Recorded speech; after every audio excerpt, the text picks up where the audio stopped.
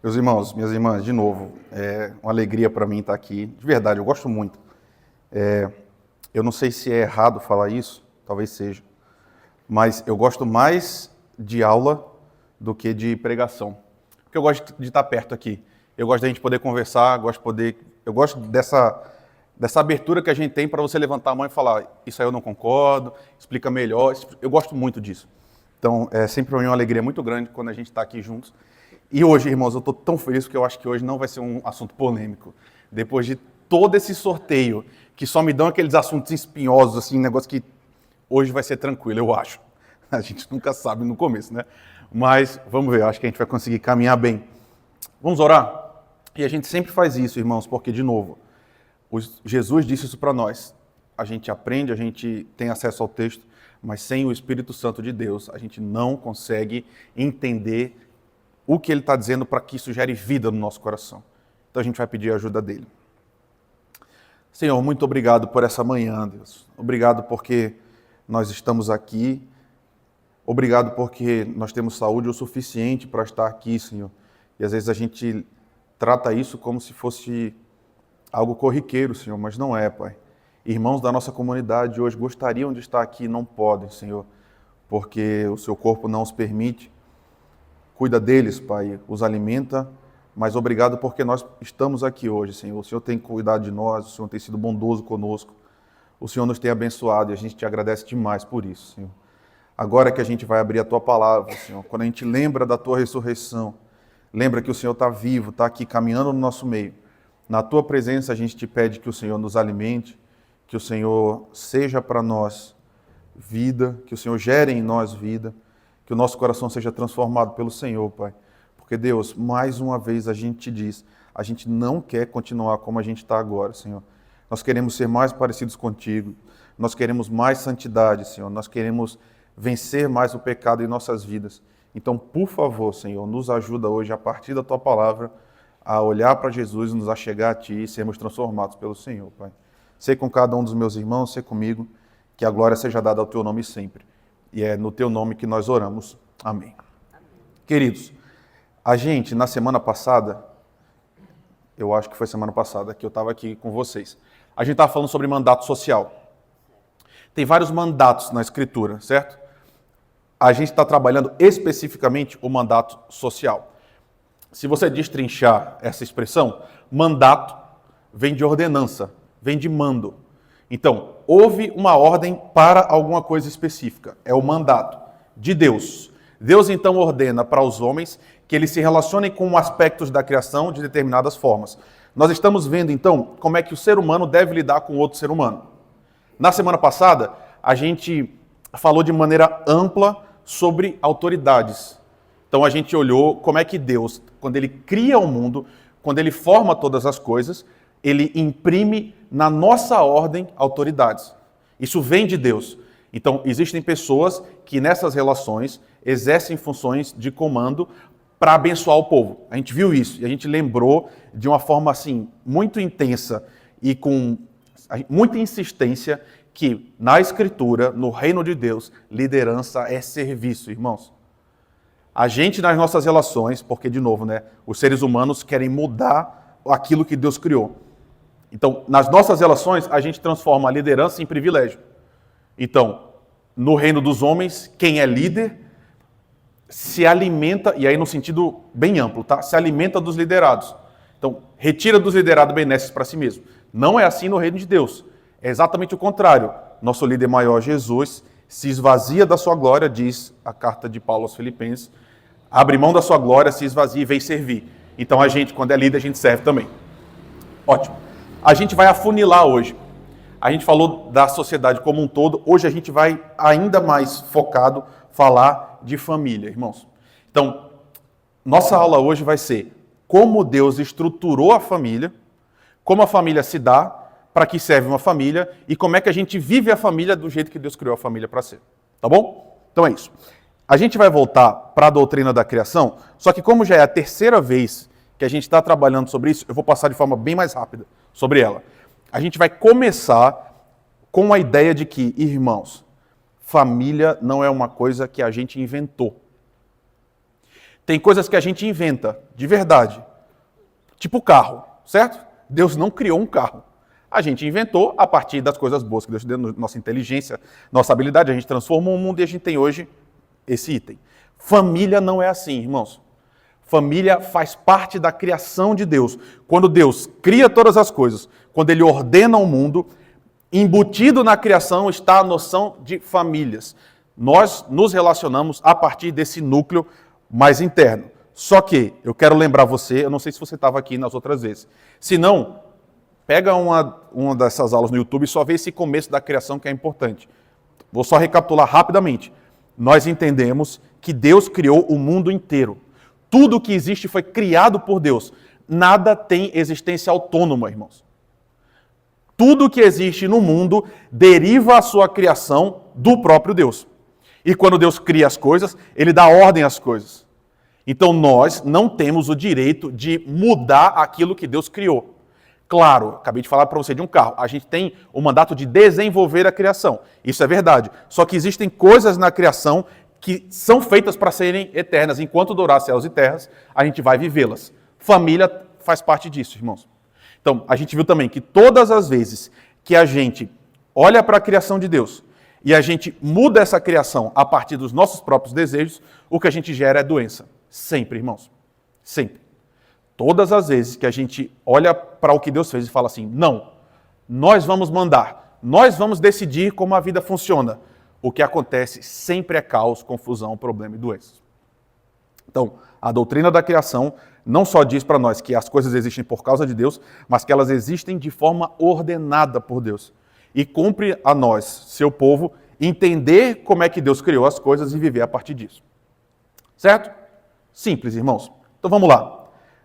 O que não é tão simples. Está meio cortado, né? Deixa eu tentar ver aqui se eu ajeito isso.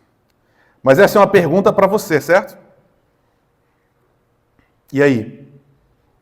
O que é um pai? O que é uma mãe?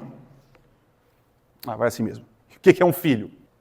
E você não pode responder pai a quem tem um filho, certo? E você também não pode responder filho a quem tem um pai, porque isso eu sei. A questão que se impõe pode parecer uma pergunta muito superficial, muito simples, mas meu irmão, minha irmã, não é. A gente precisa olhar com mais carinho para essas relações, porque a gente julga que sabe essas coisas, mas eu tenho certeza absoluta, eu tenho insistido nisso com você. A gente se relaciona com o mundo a partir dos nossos conceitos. Dependendo da forma que você olhar um pai, que você olhar uma mãe e olhar um filho, você se relaciona com essas coisas a partir do seu juízo também. Então entender essas coisas é muito importante. Deus criou, ótimo, certo?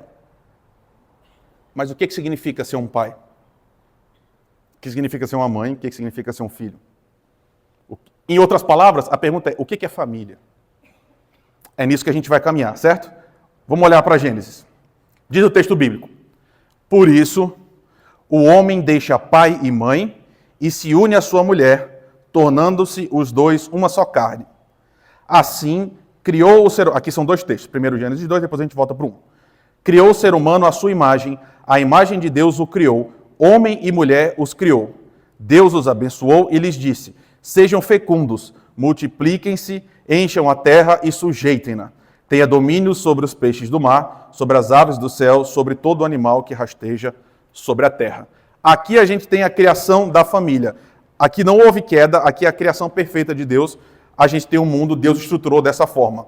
Então, ok, família é uma criação de Deus. Ela tem uma estrutura própria. E ela existe para uma função específica também, que vocês vão me dizer. O que é que vocês entendem desse texto aí que a gente pode inferir sobre família num primeiro plano? Olha só, eu falei que não tinha polêmica, mas aqui já começa a ficar complicado, né? Primeiro, sim, as famílias foram criadas para a glória de Deus. Existe essa intenção. Com a família, a gente glorifica a Deus. Ótimo, isso é verdade. E está escrito aqui, irmãos, que é para a gente se multiplicar e ser fecundo. Ou seja, Deus criou a humanidade para que a humanidade se reproduza, que ela cresça, que ela encha a terra, certo? Porque é polêmico. Aí você pergunta, pastor, é obrigado todo casal a ter filho? Não vamos falar sobre isso, certo, irmãos? Guarda no seu coração esses mínimos detalhes, mas Para a humanidade geral, a ordem para todos os seres humanos é: gente, eu não quero que vocês acabem em si mesmos.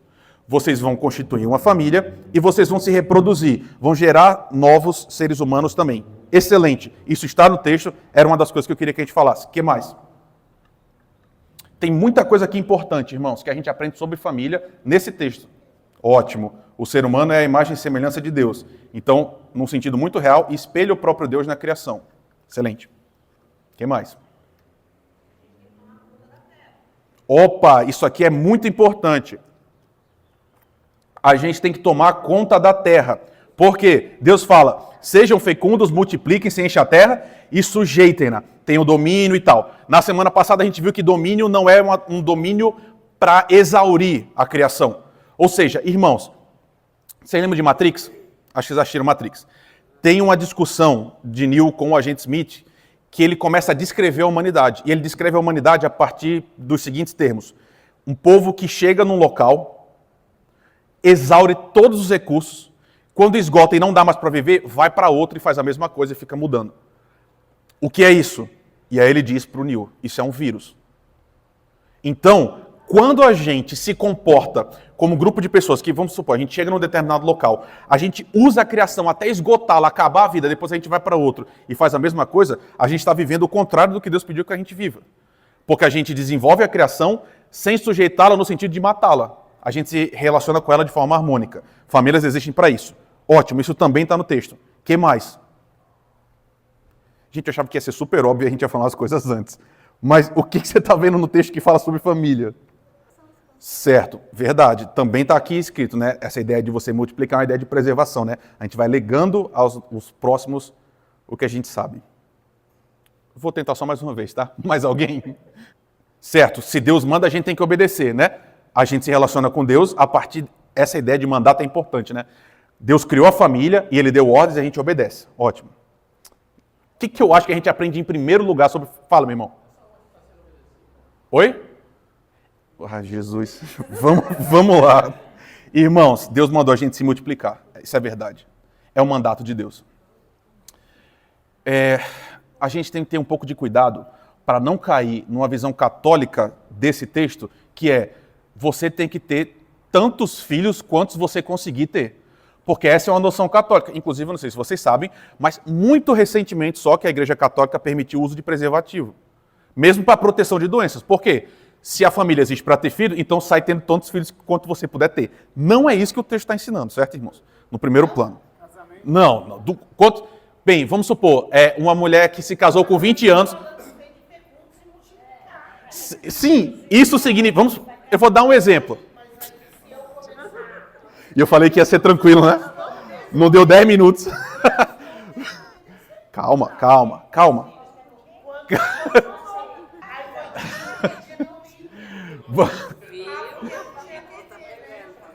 Vamos todo mundo olhar para mim e respirar. Certo? Vamos serenamente, o que a gente está fazendo? Nós estamos olhando para o texto e tentando entender o que esse texto está dizendo para nós hoje. Certo? E, irmãos, Deus está dando uma ordem: se multipliquem, sede fecundos sobre a terra. Isso é verdade. A gente é chamado a ter filhos. Isso também é verdade. Quando a gente hoje não quer ter filho, por uma noção muito egoísta, e aqui eu vou fazer um recorte muito específico. Quando um casal fala o seguinte: olha, nós temos toda a condição de ter filhos. A gente tem uma condição material, a gente tem uma condição emocional e tem uma condição espiritual de ter filhos. A gente não quer porque a gente quer ir para a Grécia 8 vezes por ano. Eu acho que aí sim a gente pode começar a conversar. Porque as motivações pelas quais você não quer ter um filho diz muito sobre você, sobre a forma que você vê o mundo, sobre a sua forma com Deus. Então, isso é verdade. É uma ordem de Deus.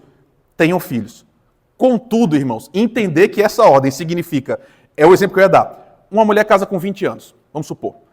Quantos anos ela tem de fertilidade? Entre 20 e 30, certo? Isso quer dizer que ela tem que ter 20 filhos, irmãos? Não, porque você pode povoar a terra e se multiplicar tendo um, não pode? Pode. Você pode ter 2, não pode? Pode. Você pode ter 3 também. E aí a gente entra para uma questão muito específica da vida, que é, irmãos, filho necessariamente é responsabilidade. E você precisa dar uma vida para o seu filho que seja uma vida coerente com o mundo que a gente vive. Se a gente está vivendo num mundo hoje em que você ter 5 filhos vai deixar todo mundo da família com fome, talvez não seja uma boa ideia você ter 5 filhos. Qual é a minha tese, meus irmãos? E eu acho que isso está a partir da Bíblia. Deus não deixa para a gente um planejamento familiar específico. Você vai ter 1, vai ter 2, vai ter 3, vai ter 5, vai ter 10. Não tem. Você pode obedecer a Deus em todos esses números. É isso que eu estou dizendo. Só que, Tati está certa, Deus disse para nós, tenham filhos e se multipliquem. Então, a gente precisa ouvir essa ordem de Deus e pensar nas nossas próprias vidas. Eu não queria dar esse exemplo, mas eu vou dar. Irmãos, eu espero que você não fique constrangido, certo? Eu vou contar com a sua maturidade.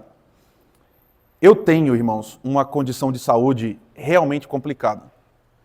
Porque eu não falo muito e não aparece muito no primeiro plano.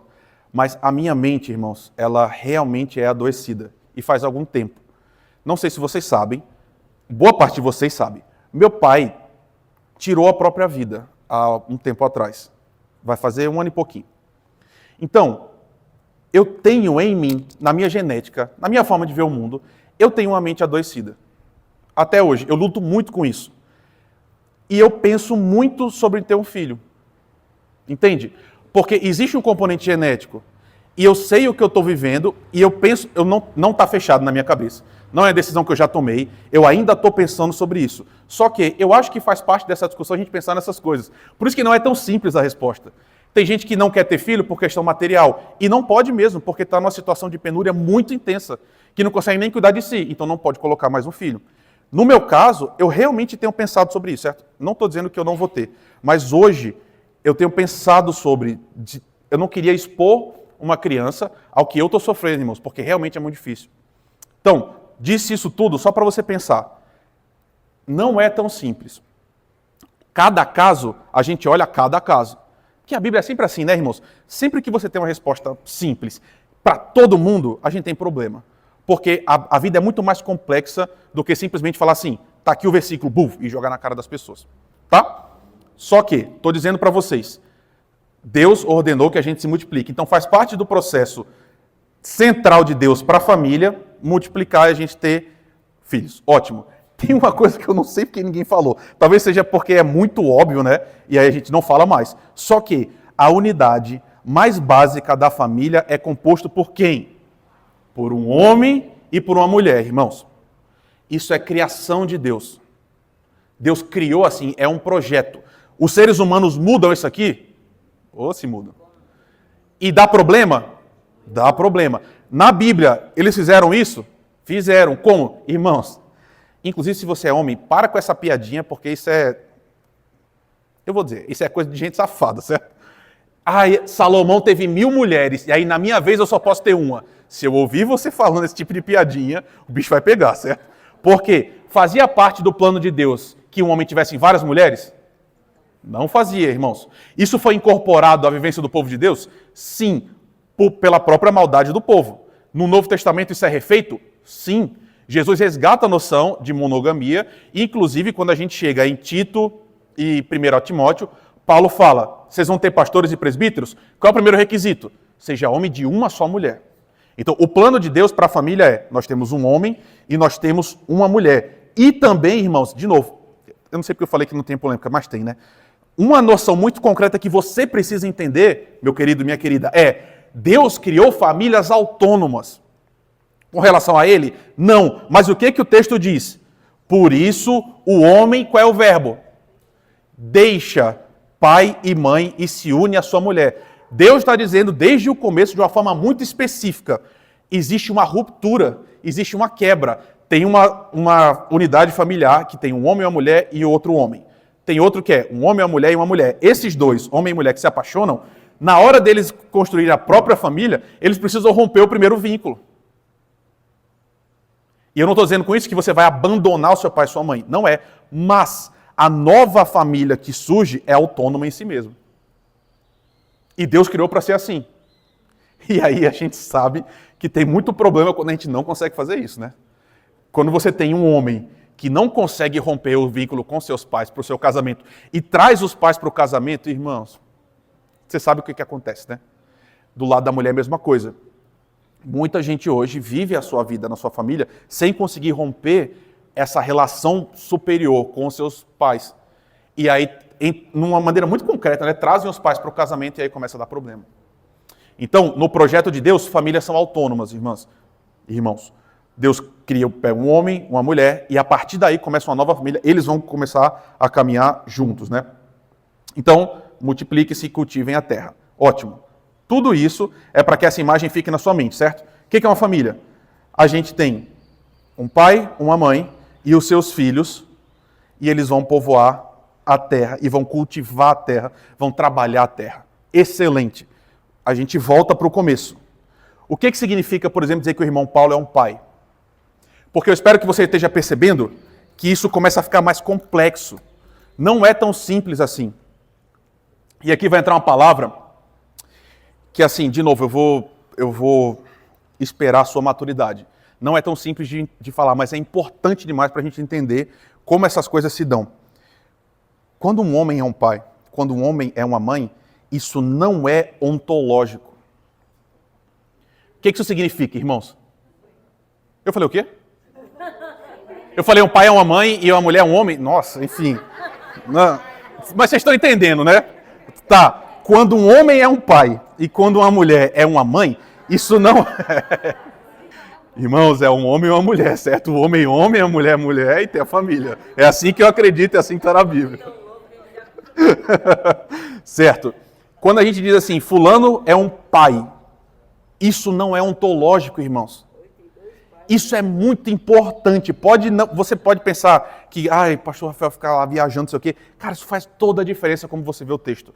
O que é que significa uma coisa ser ontológica? Essa é uma palavra bonita para falar de essência. O que eu quero dizer é, quando um homem é um pai, isso não é algo da sua constituição interna, de quem ele é como ente no mundo. Não é que ele é um pai no sentido de que a essência dele é um pai. Não, ele é um pai por quê? Porque ele tem filhos, ou seja, a sua postura, o seu se fazer pai no mundo tem relação específica com seus filhos, certo? Sei lá, de novo, o irmão Paulo. O irmão Paulo não é pai porque ele é pai do mundo, ele é pai dos filhos dele. Naquela relação ele é pai.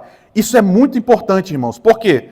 Porque Deus ordena essa organização para abençoar o mundo. Famílias existem para cultivar a terra. Só que isso não é uma questão ontológica. É uma questão relacional. O que eu quero dizer? Olha como isso é importante. Ser pai e ser mãe é um ofício que é outorgado por Deus. É um ofício, é uma tarefa. É algo que você precisa fazer.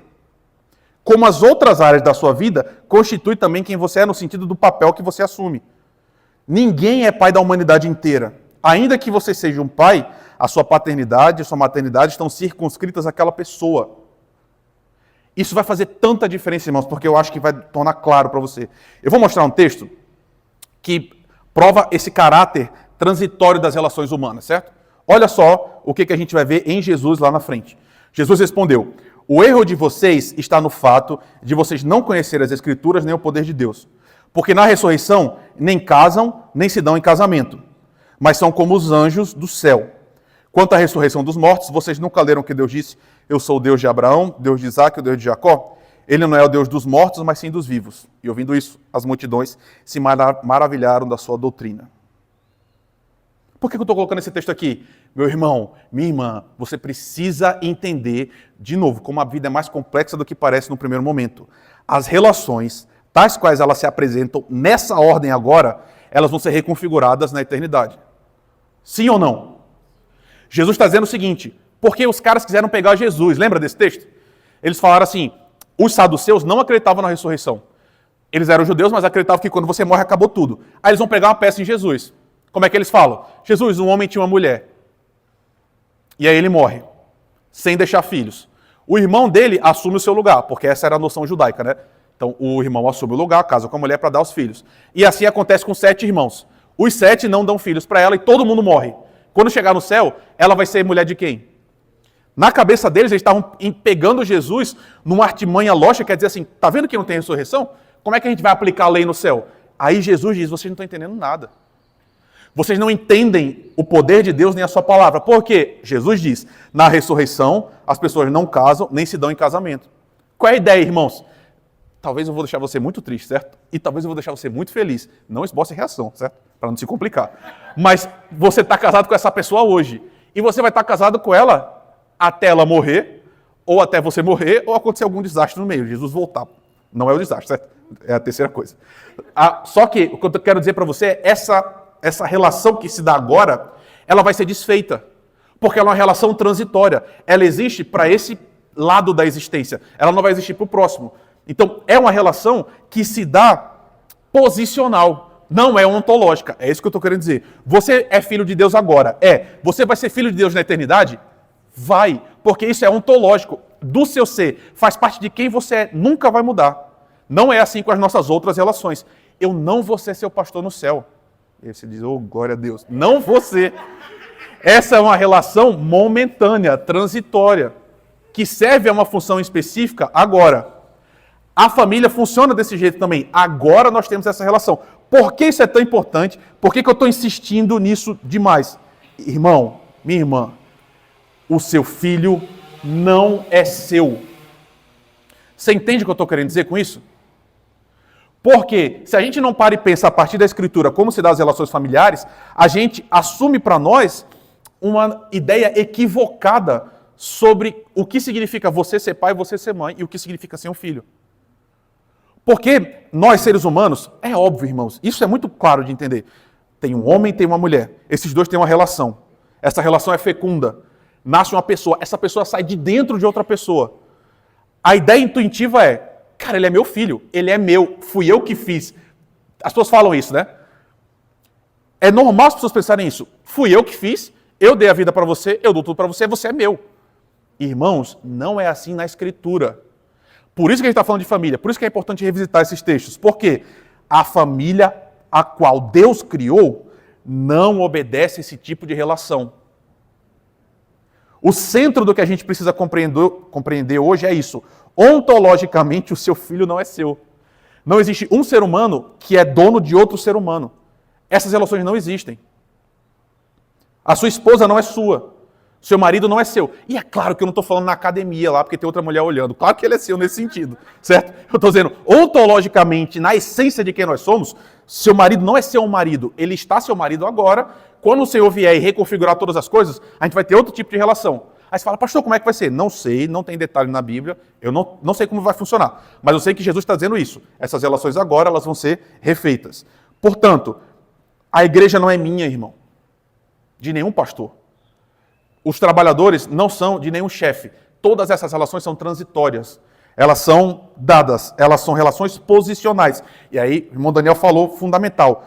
Essas relações posicionais partem do princípio da obediência, do mandato. Deus mandou que seja assim. E vai ser assim. Só que isso não está na ontologia. Isso está naquilo que Deus nos dá para que a gente se relacione. Existe uma relação ontológica que é fundamental. Todos os seres humanos, todos, são de Deus. Talvez você não esteja conseguindo conectar o que eu quero te mostrar, mas isso é tão importante, meu irmão, minha irmã. O que eu quero dizer? O seu filho, seu marido, seu pai, sua mãe, os trabalhadores, o povo da igreja, todas essas pessoas são de Deus primeiro. Então você recebeu de Deus uma relação transitória, posicional, que são sempre, sempre, o tempo todo delegadas. Antes do seu filho ser seu filho, ele é filho de quem? De Deus. E a sua posição de pai é uma posição delegada, é uma posição subordinada. Primeiro, ele é filho de Deus. E Deus entregou para você uma pessoa para que por um tempo específico você cuide dela para devolvê-la para Deus. É isso que eu estou querendo te dizer essa manhã. E isso muda todas as coisas, irmãos. Muda toda a relação familiar. Por isso que lá no começo a gente pergunta, o que é um pai, o que é uma mãe? Não é tão simples assim responder. O que eu quero dizer? A gente sempre, o tempo todo, é administrador, inclusive uns dos outros. Tudo que a gente tem, tudo que a gente recebe por um tempo. É uma coisa circunscrita, a ordem das coisas como elas se impõem agora, mas elas vão mudar. Então, você, num sentido muito real, você está pai. Quando você morrer, quando seu filho morrer e vocês se encontrarem na glória, lá você não vai ser pai dele. Você foi pai aqui, você cuidou aqui, mas lá todo mundo vai estar no mesmo plano horizontal diante do próprio Deus, que é pai de todos, que é sobre todos, que é Senhor sobre todos. Por isso, irmãos, deixa eu escolher um exemplo menos polêmico. Sei lá, pega todas as nossas autoridades. A gente tem os presidentes, os governadores, prefeitos. Pega os caras mais ricos do mundo. Se eles aceitarem o Senhor, se converterem, eles estarão conosco na glória. Lá, ele não vai ter nada, nenhuma sombra da sua autoridade aqui na terra. Quando a gente chegar lá no céu, você vai poder olhar para mim, para o Alfredo e falar assim, tudo bom, irmãozão? Beleza? E nossa relação vai ser absolutamente horizontal. Porque essas relações existem hoje, mas elas vão deixar de existir. Quando eu encontrar meu pai de novo na glória, quando eu encontrar minha mãe quando ela partir, lá ela vai ser minha irmã, meu pai vai ser meu irmão, eu vou ser irmão deles também, porque nós vamos estar com o Senhor e tudo vai ser reconfigurado. Certo? Você fala, meu Deus, que viagem, que abstração. Isso faz toda... Não é? Irmãos, isso pode ser uma mensagem de libertação. Vai passar, certo? Vai ter um momento que vai acabar isso. Fala, meu irmão. Pô, ele é teu irmão, né? A gente vai encontrar irmãos nossos. Olha só, a pergunta é, como é que uma família cultiva a terra? Porque, lembra, esse é o mandato de Deus. Eu estou dando família para vocês e vocês vão cultivar a terra. Vocês vão desenvolver a terra. Como é que uma família pode abençoar o mundo? Como é que uma família pode tornar a criação o que Deus criou para ser? E aqui está o centro da aula de hoje, certo? A coisa mais importante do que eu tenho para falar hoje para você é qual é o papel de um pai, qual é o papel de uma mãe a partir da Escritura. Meu irmão, vamos olhar. Minha irmã, olha esse texto. Cumpram os meus juízos e guardem os meus estatutos para andarem neles. Eu sou o Senhor, o Deus de vocês. Portanto, guardem os meus estatutos e os meus juízos. Aquele que os cumprir, por eles viverá. Eu sou o Senhor. O que esse texto está dizendo para nós? Aquele que cumprir os meus estatutos e os meus juízos vai viver. Existe uma noção muito intensa na Escritura, que é a lei de Deus não é uma prisão. Deus não nos deu a lei porque Ele quer impedir você de ver coisas muito boas. Pelo contrário, Deus está abençoando você, colocando limite no seu desejo que é pecaminoso e que te mata. Então, quando Deus fala assim, olha, eu quero que você tenha um casamento santo e que você não saia dormindo com todas as pessoas que você vê. Ele faz isso não para te aprisionar. Não é porque a vida é melhor se fosse liberado. Pelo contrário, se você viver assim, você vai morrer. Porque esse não é o plano original. Da mesma forma, todos os outros mandamentos. Ou seja, o que eu estou querendo dizer? Como é que a gente abençoa o mundo, nós cristãos? Nós abençoamos o mundo e nós tornamos o mundo frutífero quando a gente vive e encarna a lei de Deus de verdade. Ou seja, é outra forma de dizer, quanto mais santo a gente vai ficando, mais a gente vai abençoando o povo e o mundo. Nós vamos sendo amorosos, bondosos, respeitadores, humildes, gentis, e nisso a gente vai transformando o mundo a partir da nossa vida, a partir da concretude da nossa vida, num mundo melhor. Assim que a gente abençoa a terra. Como é que você abençoa a terra? Como é que a sua família abençoa a terra, meu irmão, minha irmã?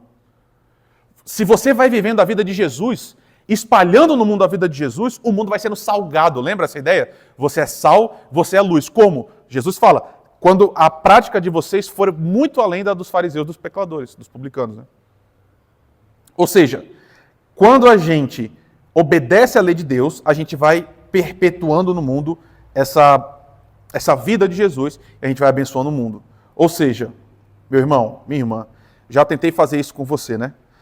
Tenta imaginar se todas as pessoas do mundo obedecessem à lei de Deus de maneira plena, hoje. Imagina o que é viver num país que todo mundo obedece às autoridades, o tempo todo. Não há nenhuma desobediência mais no Brasil. Nenhuma.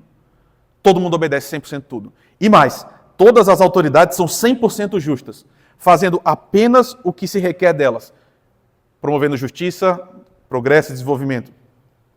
Imagina como é que ia ser nossa vida se amanhã não tivesse nenhum assassinato. Cara, não já pensou nisso? A gente vê num mundo em que amanhã ninguém vai morrer porque ninguém matou ninguém. Um mundo que não tem nenhuma agressão física, nenhuma violência. Imagina um mundo, olha essa, imagina um mundo que não tem nenhum furto, nenhum roubo. Tirou o serviço do meu marido. Ia procurar outra coisa para fazer, né? Mas pensa se amanhã você pudesse dormir de porta aberta, dirigir de porta aberta, ou então ficar usando seu celular no transporte público. Então, o que eu quero dizer? Quando nós encarnamos a lei de Deus, a gente salga a terra e a gente ilumina a terra. Por quê? Porque a gente está praticando concretamente a justiça. Toda essa volta, meu irmão, minha irmã, é para te colocar de novo nessa pergunta. O que é um pai? O que é uma mãe? E agora eu realmente quero que você me responda. Tendo visto tudo que a gente viu até agora, o que a partir da Escritura é um pai? O que é uma mãe? Irmãos, eu nem vou colocar mais porque o irmão Paulo sintetizou quase tudo do que eu queria que você entendesse. Todo esse percurso até agora foi para fazer com que você entenda uma coisa muito específica. Se você é um pai hoje, se você é uma mãe, você é um ser humano que tem uma responsabilidade, foi uma palavra que ele usou. É claro que isso é muito intuitivo.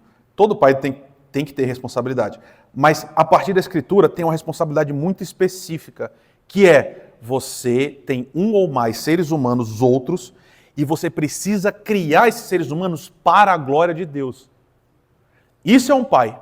Isso é uma mãe. Alguém que tem uma incumbência. O que isso significa? Uma responsabilidade, uma tarefa, que é criar outro ser humano para que ele seja um filho da aliança. Seja alguém que vai servir a Deus, vai honrar a Deus, vai amar a Deus no mundo. Isso é o que você precisa fazer. Essa é a sua principal tarefa como pai, como mãe. Ou como tio, como avô. Claro, não é exatamente a mesma coisa, mas são tarefas que vão respingando, né? Nossa responsabilidade é ensinar aquela pessoa a ser o que ela foi criada para ser. E o que ela foi criada para ser? Uma pessoa que ama a Deus, se relaciona com Deus, obedece a Deus, alguém da aliança também. E aí, isso é que é um filho, irmãos. É um ser humano que está aprendendo, que está crescendo na graça, entendendo como essas coisas funcionam, obedecendo primeiramente os pais, que eles, em primeiro lugar, são também o povo da aliança. Exatamente. Minha irmã, não dá para ensinar alguém a ser crente de verdade no final de semana. Não dá para fazer um curso, né? Opa! A gente sabe o que acontece quando deixa uma criança jogada, né? Fala, minha irmã. Tá falando que a educação vem uma professora disse a ela, né? A educação vem do berço, ensinou desde criança a responsabilidade de ser construída, né? Isso, sim. Eu venho aqui debaixo da freguesia, né? Eu sou a Paula Ferreira e tem uma escola aqui. Aí toda vez que eu passo na escola, eu paro no sinal e falo para a Laís, porque na parede eles pintaram. Para que a escola seja a segunda casa, a casa tem que ser a primeira escola. Eu acho tão brega essa frase, mas ela é tão verdadeira, irmãos, porque ela realmente sintetiza uma noção muito real. Os pais esperam que a escola seja uma casa que ensine muita coisa, mas para que a escola funcione desse jeito, primeiro você tem que ensinar seu filho em casa também. Então, é muito real, né? É uma frasinha de Instagram, mas é verdade. Se a sua casa for a primeira escola do seu filho, aí a escola vai poder funcionar como casa também. Fala, meu irmão. Então, por isso que toda essa primeira meia hora, que foi longa, é justamente para tentar colocar isso na sua mente. Você é um pai não é porque você tem um filho. Inclusive, irmãos, nem vamos discutir os detalhes, certo? Mas essa noção assim, pai é quem cria, tem uma certa, como é o nome disso, meu Deus? Uma sabedoria muito intensa nisso, que se você só tem o seu material genético em outro ser humano, cara, você não é pai. Desculpa a sinceridade, tá? Mas pai é quem de fato está fazendo o que Deus mandou fazer, que é guiar, orientar e conduzir aquela pessoa na coisa mais importante que existe, que é, de novo, a relação com Deus. Então, irmãos, vamos olhar agora sim, vai começar a ficar mais claro. O que um pai e uma mãe têm que fazer? Tem coisas que são óbvias. Primeiro, proteção, é óbvio isso, né? Amparo. O que um pai tem que dar para os seus filhos também? Nutrição, irmãos. Eu faço parte de uma geração que foi o pior dos dois mundos, que é as comidas ruins começaram a ficar muito baratas e muito acessíveis. Só que a gente não tinha noção ainda que a comida ruim era tão ruim do jeito que a gente sabe que é hoje. Então assim, eu era criança, irmãos, putz, coitados dos meus pais, eles nem sabiam os bichinhos. Mas assim, eu ia pro colégio, bolachas e refrigerantes e aquela coisa toda. O que eu quero dizer? Faz parte da sua responsabilidade de pai nutrir seus filhos, irmãos. E nutrir é fornecer os nutrientes que ele precisa para viver, tá? Então, faz parte do seu trabalho e fala assim, não, você não vai comer de novo qualquer desgraça está comendo, e você vai comer certo. Então, afeto, carinho, você é chamado a dar carinho para os seus filhos, meus irmãos. Afeto, porque nenhum ser humano vive sem carinho, sem afeto, e se vive, fica doente. Desculpa a sinceridade, não sei se você reconhece isso em você, mas por mais durão, por mais durona que você seja, você foi criado como alguém que tem afeto, e que precisa de afeto, precisa de carinho, precisa de amor. Lazer, todas essas coisas. Só que você está cuidando, olha como essa verdade é poderosa. Você está cuidando de um filho de Deus. Ele primeiro é filho de Deus para depois ser seu filho. Então, está na sua responsabilidade agora um filho que é de Deus. Você tem que devolver a ele, a Deus, pronto.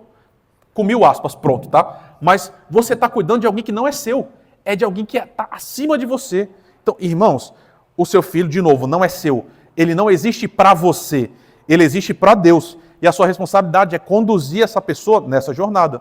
Estou repetindo porque é muito importante isso. A sua principal atribuição é entregar um filho da aliança no final. Não um ser humano bem-sucedido aos olhos do mundo. Porque você pode fazer bem um e falhar no outro. Fala. Oi? Inteiro, de preferência. Exatamente. De preferência ele todo.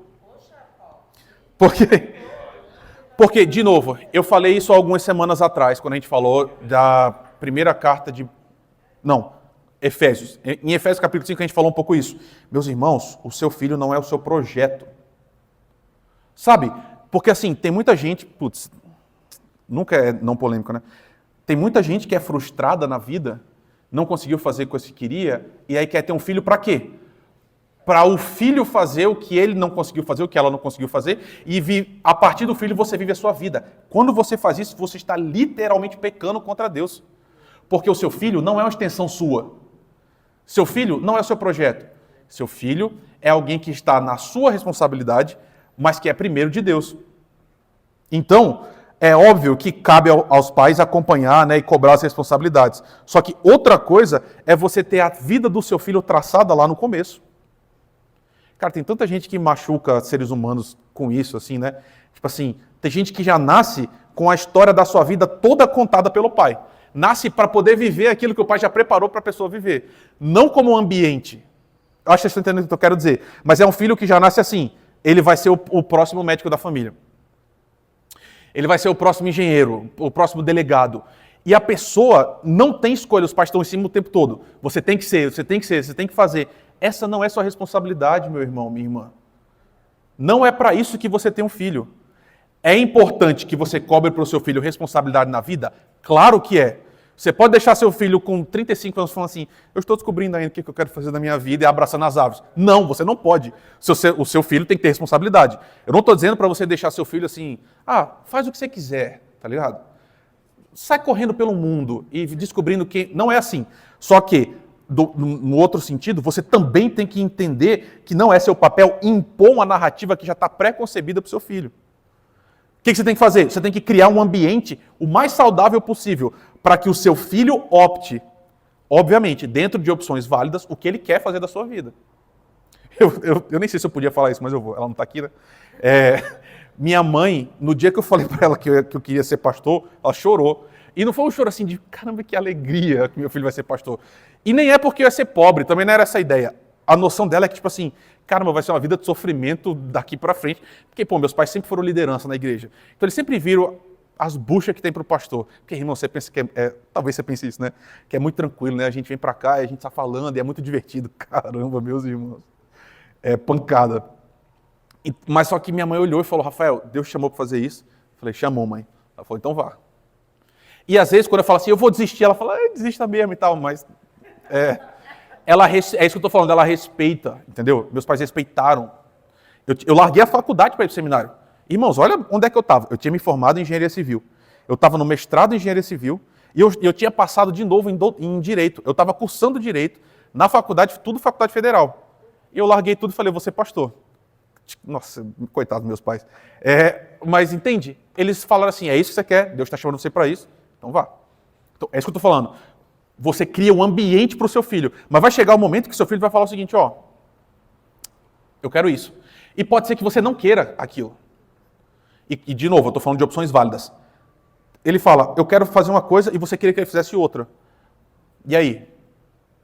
Seu filho é filho de Deus.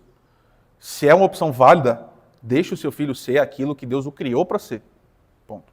Então, nesse sentido, nessa intenção, como a gente faz isso? Como é que você é um pai e uma mãe responsável? Alguém consegue identificar a partir dessa cena qual é o contexto bíblico que está se fazendo? Essa é uma pergunta difícil, tá? Mas você consegue identificar a cena bíblica a partir dessa imagem? A gente tem aí um homem se despedindo. Qual que é o nome do livro que é a segunda lei, irmãos? Putz, maldade demais, né? A gente tem aqui Deuteronômio. Deutero, segunda, nômio, nomos, lei. O livro de Deuteronômio inteiro é uma pregação. Não sei se você já percebeu, mas é só fala. O livro inteiro é Moisés falando para o povo, se despedindo. Por quê? Moisés sabe que não vai entrar na terra. Ele sabe que tem que conversar com o povo, falar assim, gente, de tudo que eu falei com vocês, aqui está o resumo. Deuteronômio inteiro é isso, certo? E eu amo essa noção. Por quê? Porque são últimas palavras, irmãos. Se você soubesse que você tem um último encontro com alguma pessoa, o que você escolhe falar é muito importante. Muito mesmo. Porque é só despedida. É o final de tudo. Então, o livro inteiro é isso. Ele é cheio de significado, né? Porque é a rememoração de algo que Moisés quer que o povo nunca esqueça. Nesse texto, a gente tem, escute Israel, o Senhor, o nosso Deus, é o único Senhor. Portanto, ame o Senhor, o seu Deus, de todo o seu coração, de toda a sua alma e com toda a sua força. Estas palavras que hoje lhe ordeno estarão no seu coração. Talvez você não saiba, mas esse é um dos textos mais importantes da história da nossa fé. A primeira palavra hebraica é um verbo, escute, né? Ouve, é Shema. Até hoje os judeus recitam Shema, que é Israel, o nosso Deus é o único Senhor. É daqui que vem a noção monoteísta. É por isso que a gente diz aqui que Deus é um só, em 3 pessoas, mas é um Deus só, por causa desse texto. O que a gente tem que fazer? A gente tem que amar o nosso Deus com todo o nosso coração, com toda a nossa alma e com toda a nossa força. Se Deus existe, é nosso Deus, cumpre a gente amá-lo. E essas palavras que hoje, de novo, Moisés está ordenando, ele diz, eu quero que esteja no seu coração. Mas olha agora o detalhe, olha que coisa importante, Moisés está falando, povo, nosso Deus é o único Deus, vocês têm que amá-lo de todo o coração, de toda a alma, de toda a sua existência. Tudo o que você é tem que amar Deus, é para isso que você existe. Olha o que ele diz exatamente em sequência, você as inculcará, o que? Essas palavras, aos seus filhos, e delas falará quando estiver sentado na sua casa, andando pelo caminho, ao deitar-se e ao levantar-se. Também deve amarrá-las como um sinal na sua mão, e elas serão por frontal entre os seus olhos, e você as escreverá nos umbrais da sua casa e nas suas portas. O que é um pai? O que é uma mãe? É alguém que é responsável por inculcar. O que é inculcar, irmãos? É quase abrir a cabeça e colocar lá dentro. Essa é a ideia. Você tem que inculcar nos seus filhos que Deus é o único Deus e fazê-los amá-lo de todo o coração, fazendo com que essas palavras estejam no coração deles o tempo todo. Isso é ser pai, isso é ser mãe. Olha a sua tarefa, irmão, isso é difícil demais. É por isso que Paulo lá na frente, falando sobre o ministério, mas se aplica também a pai e filhos, diz quem que é suficiente para essas coisas? Quem que consegue fazer isso? Mas esse é o seu chamado.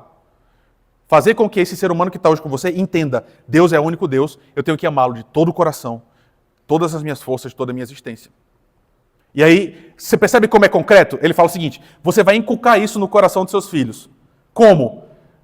Sentado em casa, andando pelo caminho, quando você deitar e quando você levantar. Você está entendendo o que Moisés está fazendo aqui?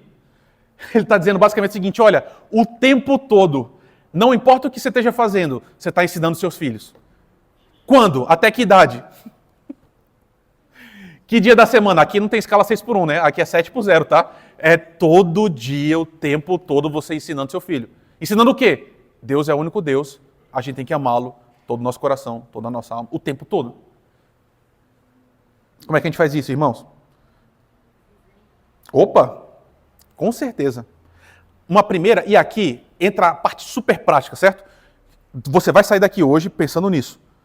O que eu tenho que fazer com meus filhos? Primeiro, você tem que dar um ensino racional aos seus filhos. Que é o quê? Abre o livrinho lá. Quantas Bíblias para criança tem hoje, gente? Tem Bíblia é o que não falta mais no mundo, certo? Especialmente no Brasil. tem Bíblia em revista em quadrinhos, Bíblia que canta, Bíblia na internet, Bíblia em tudo que é canto. Fale para o seu filho as histórias do povo de Deus. Ensine o seu filho. Irmãos, eu ia falar lá no final, mas eu vou falar aqui logo na frente. Não espere que eu vá ensinar seu filho a ser crente. Nem o pastor Alfredo, nem as tias do culto infantil. Porque não é responsabilidade delas, nem nossa. Por quê? Meu irmão, quanto tempo por semana seu filho tem contato comigo? Ou quanto tempo por semana seu filho tem contato com o pessoal aqui da igreja que ensina concretamente?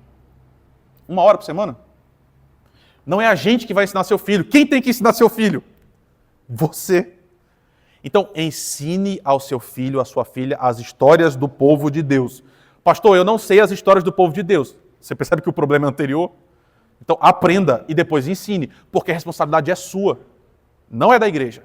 É da igreja também, claro que é. Aqui a gente está celebrando na semana o nosso encontro da nossa vida que acontece antes. O tempo todo, todo dia. Fala, meu irmão. As edições. Sim, você tem que ter cuidado de fato com o que você está apresentando para as crianças. Claro, com certeza. Por isso, meu irmão, eu estou partindo do pressuposto que você lê a Bíblia, tá? Eu nem estou discutindo aqui se você não lê. Eu estou partindo do pressuposto que você, lendo a Bíblia, vai falar para o seu filho essas coisas. Ah, pastor, eu não leio a Bíblia. Vamos fazer o seguinte, vamos voltar ainda mais, aí a gente vai conversar sobre algo ainda anterior, mas você é responsável por contar para os seus filhos. Só que essa é uma noção racional. A gente ensina só pela razão? Não. A igreja presbiteriana às vezes age como se fosse, mas não é. O seu filho precisa aprender racionalmente quem é Deus e como é que ele se faz no mundo e tem que amar Deus a partir disso. Só que não é só isso, irmãos.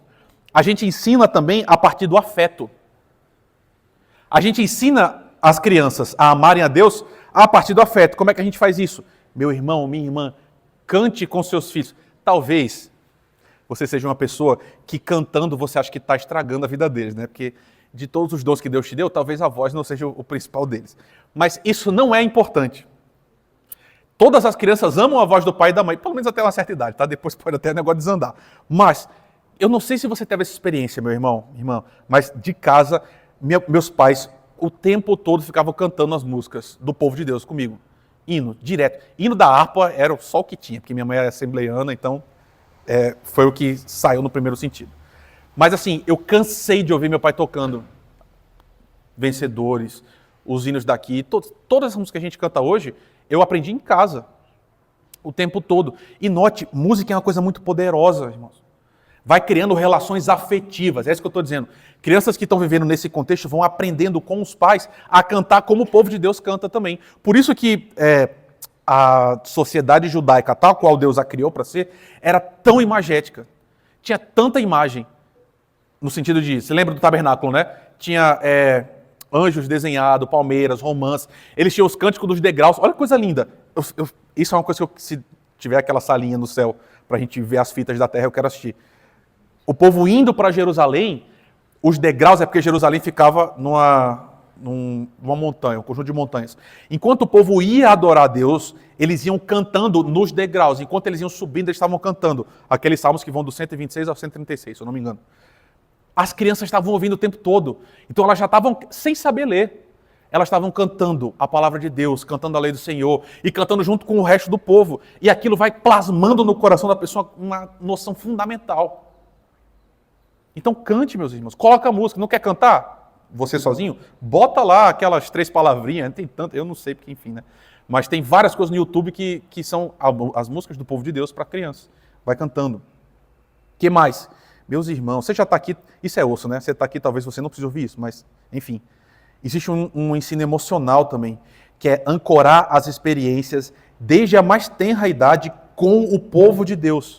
O que isso significa? Meus irmãos, traga o seu filho para participar da comunhão dos santos. Porque o seu filho, caramba, vocês sabem disso muito mais que eu, porque vocês são pais, né? As crianças estão o tempo todo aprendendo, né? Às vezes a gente nem percebe. As crianças estão lá correndo e de repente elas repetem uma coisa que elas falaram quando a gente achou que nem estava prestando atenção. Mas elas estão aqui. E elas estão vendo a gente lidar uns com os outros.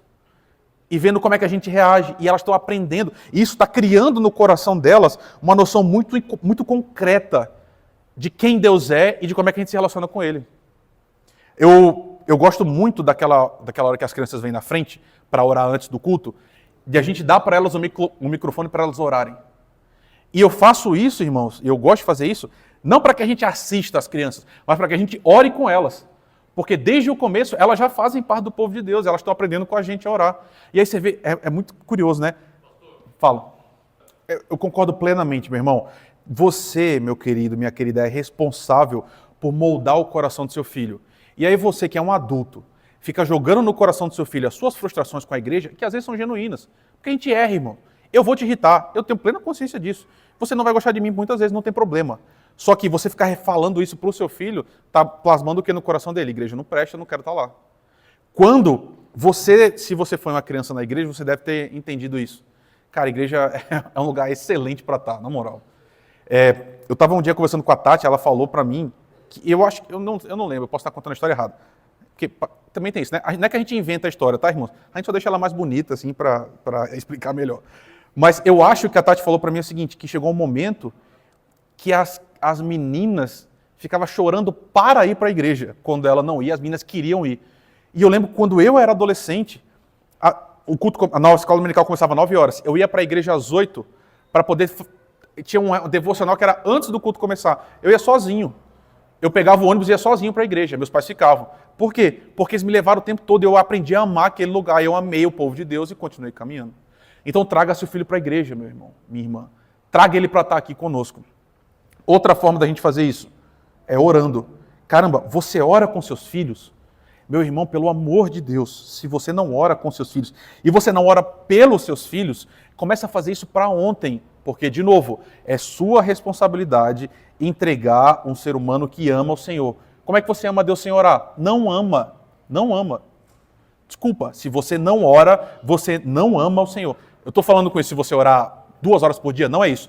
Estou querendo dizer o seguinte, você pode amar a igreja, você pode amar esse ritual, você pode amar a doutrina, mas se você não conversa com seu Deus, você não se relaciona com Ele, você não o ama. Então, ore com seu filho, ore pelo seu filho também. E nessa jornada, assim, né? Lembra, pais para os seus filhos são representantes do povo que caminham com ele há mais tempo. Então, quando seus filhos tiverem problemas, sente, ouça e fale para ele como uma pessoa que já caminha com o Senhor age nesses momentos. É sua responsabilidade, meu irmão, minha irmã. Eu sei que já ficou claro, mas eu quero colocar uma última noção que é fundamental. Todas as vezes que você não faz isso, você está pecando. Todas as vezes que eu não faço isso, eu estou pecando também. Só que pode estar o seu coração pode estar muito pesado agora e pode ter ficado essa aula toda. Por quê? Porque hoje os seus filhos estão longe da fé. Talvez seja a sua situação. E aí é muito importante falar uma coisa. Meu irmão, você não é responsável pelo resultado desse processo. Certo? Porque na carta de Paulo, quando ele está falando sobre presbíteros e pastores, ele diz o seguinte, tem que ser alguém que governe bem a sua casa. Porque se você não cuida da sua casa, como é que você quer cuidar do povo de Deus? E aí as pessoas pegam isso e falam assim, tá vendo? O filho de fulano de tal abandonou a fé. Então ele é um mau pai.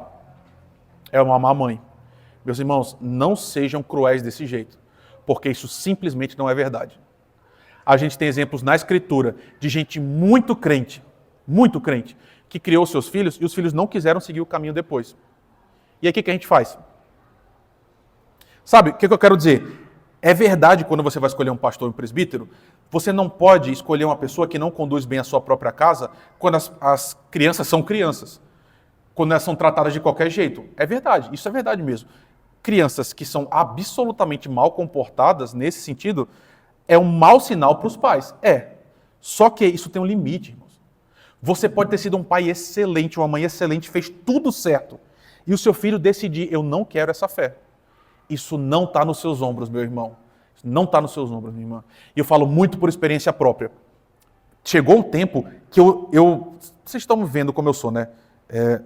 Eu cheguei e falei, eu não acredito em nada disso. Eu não quero seguir Jesus. Falei para meus pais. E assim, eu produzi neles uma dor muito intensa. Eu lembro demais porque meus pais me obrigaram a ir para a igreja, mesmo eu não acreditando. Eles falaram assim, você não acredita? Tudo bem, mas você vai. E eu tinha que ir. Meu pai estava tocando, eu vi ele chorando assim, copiosamente, eu sabia que era por minha causa. Porque eles falavam isso para as pessoas, né? Porque eu estava muito afastado. E, irmãos, eu fiquei realmente afastado de verdade. Eu fui aquele aquela historinha de sempre, né? Cresci na igreja, fiz um monte de besteira e depois voltei. Bem, só que foi uma dor muito intensa. Então, o que eu quero dizer é o seguinte, nem sempre a culpa é sua. Nem sempre a culpa é dos outros. Você, como o irmão Paulo falou agora, cuidado com isso.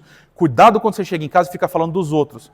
Porque você acha que os outros estão criando maus filhos, não sei o quê, porque o seu filho ficou na igreja. Você dobra os joelhos e agradeça para o seu filho estar na igreja. Porque ele está na igreja porque o Senhor tem sido misericordioso com ele. E tem um irmão do seu lado que talvez tenha feito tudo certo. Explicou, contou as histórias, orou com ele, trouxe para a igreja e ele não quis. Tenha misericórdia do seu irmão. Ore por ele também, participe da dor dele, para você não jogar fora gente que é crente de verdade e que não teve, 1000 aspas, certo? A palavra não é essa, mas só para você entender. Não teve a mesma sorte de você. Lembre, e aí, última palavra para os pais cujos filhos estão longe. Meu irmão, minha irmã, primeiro eu já falei, é possível você ser fiel e acontecer diferente. Não leve essa dor para o resto da sua vida. Você pode ter sido participante disso? Pode ter sido. Mas se você fez tudo certo, fique em paz também, porque seu filho é uma pessoa diferente de você. E uma segunda coisa é, nunca é tarde demais.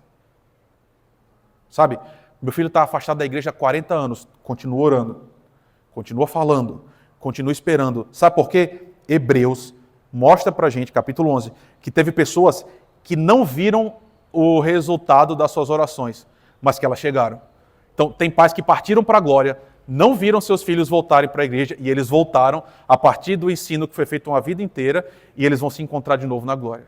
Então, se é o seu caso, continue orando, continue esperando, continue pedindo ao Senhor. A história não acabou ainda. Tem coisa para a gente viver. Então, irmãos, no fim de tudo, eu não vou ler.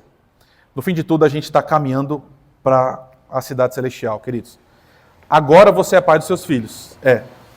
Agora você é chamado a cuidar deles, respeitá-los, honrá-los.